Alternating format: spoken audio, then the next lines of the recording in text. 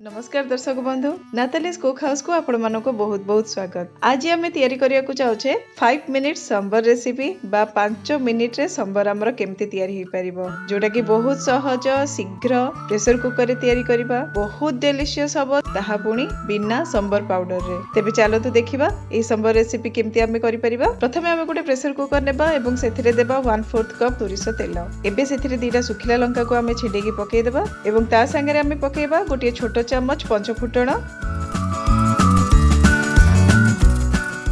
एवं 2टा डांग मेरसुंगा पत्र एवं एथिरे गोटे छोटो चम्मच रो 3 भागरु भागे हेंगु आमे एथिरे पकेइबा। एबे एथिरे पकेइबा 2टा कच्चा लंका, ताको मु टिके चिरी की पकेइ देइची। तापर एथिरे पकेइबा 2टा मीडियम साइज पियाज, जहाकू कि मु एमते बड़ बड़ करी काटि नेइची। 10 सेकंड पई आमे टिके एहाकू घंटी नेबा एवं एथिरे एबे पकेइबा 2टा मीडियम साइज रो टमाटो, जहाकू कि मु बड़ बड़ करी काटि नेइची।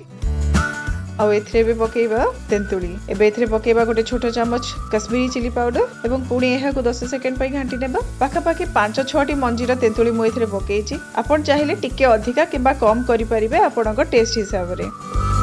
एबे एथिरे पकेइबा हरड डाली गोटे कप, जहाकू कि मु पानी रे 2-4 थर धोईकी रखिथिली। हेंगु पर्यंत जो छुंको होउची सेटा आपण पर भी चाहिले करि परिबे, किंतु आगतुरा छुंको कले मध्ये संबर रो टेस्ट रे कोनोसी फरक आसीबोनी। एहाकू मध्ये टिके भलरे गोळी नै एथिरे आमे पकेइबा पाखापाखि आधा लीटर बा 500 रु 600 ml पर्यंत पानी आमे एथिरे दे देबा। एबे एथिरे किछि धनिया पत्र पकेइ देबा, ताकू टिके भलरे गोळी नेबा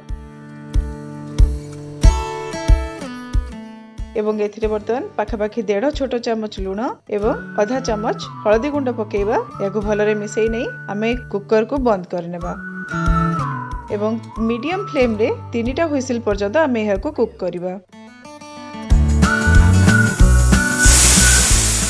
आपण चाहिले एथिरे परिबा मध्ये पकेइ परिबे, आपण पाखे जदी आउ 5 मिनिट देई परिबे, किंतु खाली सेमिति भी बहुत टेस्टी लागुची, बहुत बढ़िया लागुची। आपण थरे करिकि देखंतु, आपण बार बार एमती ही संबर करिवे, काइना एटा बहुत सहज 5 मिनिट रे तैयारी हे जिवो।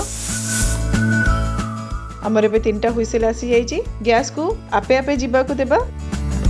हमर गैस एबे पळेईची। बर्तन हमें ढाकुड़ी खोलिबा, गैस को ऑन करी संबर को फुटीबा को देबा।